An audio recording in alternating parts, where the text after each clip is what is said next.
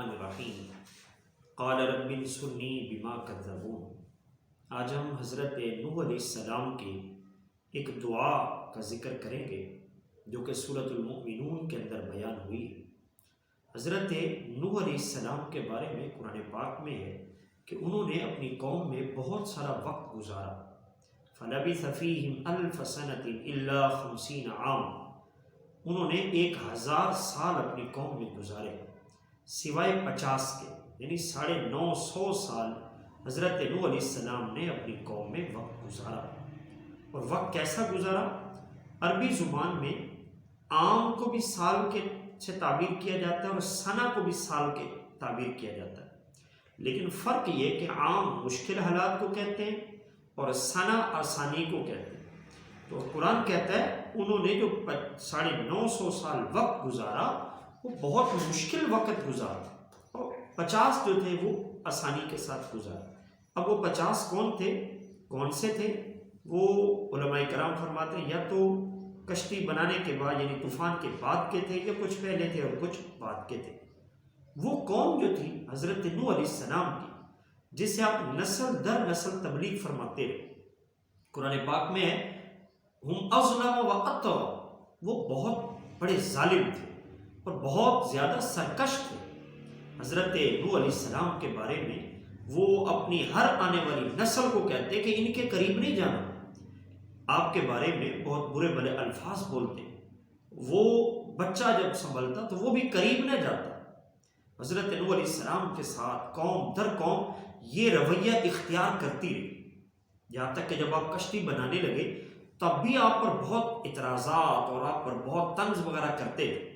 اور یہ کشتی حضرت نوح علیہ السلام نے اکیلے بنائی، وَاصْنَعِ الْفُلْكَ بِأَعْيُنِنَا، کشتی بنانے میں بھی کئی سال لگے۔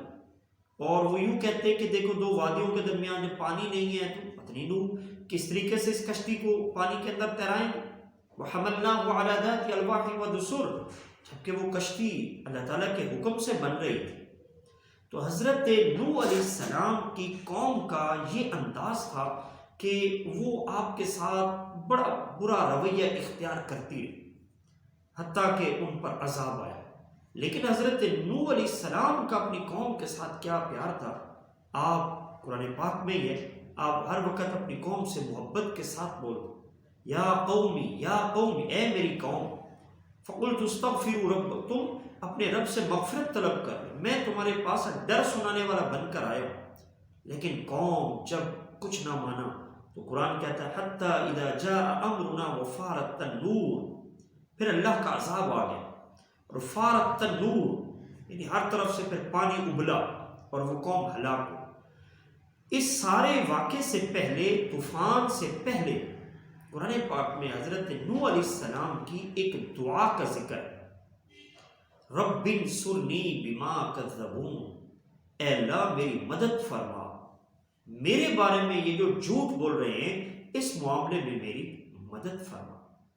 اب دیکھیں، ایک ہے کسی کو ہاتھ سے مارنا، کسی کو شہر سے باہر نکال دینا، دوسرا ہے کسی کے بارے میں جھوٹ بولنا، اور جھوٹ بھی ایک بندہ بولے تکلیف ہے، 2 بولے، 4 بولے، 6 بولے، لیکن ایک ہی بات جھوٹ، اور اس علاقے کے کوئی معززین جو ہوں جن کے پاس کوئی منصب ہو یا کوئی عہدہ، وہ بھی جو معزز سمجھے جاتے ہیں وہ بھی اسی بات کو دہرانے لگے، وہی بات کرنے لگے جو باقی کر رہے ہیں۔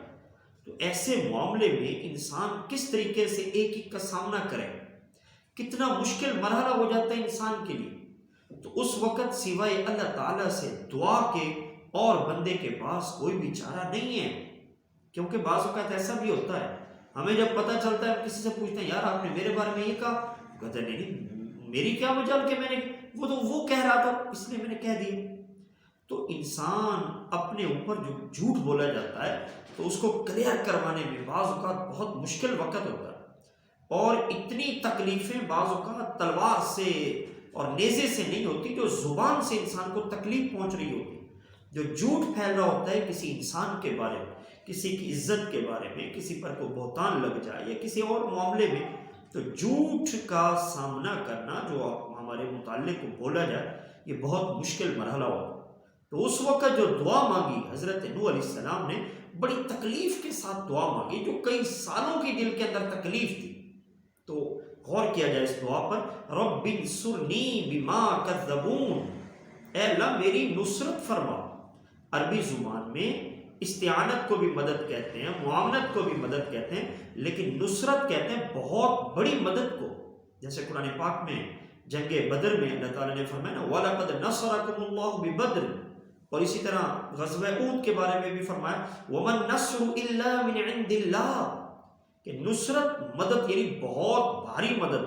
جب ہمارے سامنے کوئی بھاری لشکر ہو، کوئی بہت بڑی مدد کی ضرورت ہو، تو اس وقت نصرت کے لفظ بولے جاتے ہیں۔ مدد یعنی نصرت فرما، بہت بڑی مدد فرما۔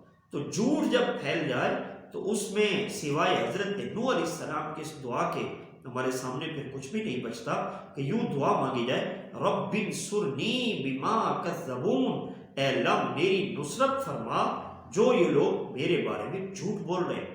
آج کل یہ چیز عام ہے، ہم اکٹھے بیٹھ کر کھانا بھی کھا رہے ہوں گے، ایک ہی شخص اٹھ کر سائڈ پر تھوڑا جائے گا، ساتھ کھانا کھا رہے ہیں لیکن تھوڑی سی اس کی وہ غیر موجودگی ہوئی، ہم اس کے بارے میں باتیں کسنا شروع کر دیتے۔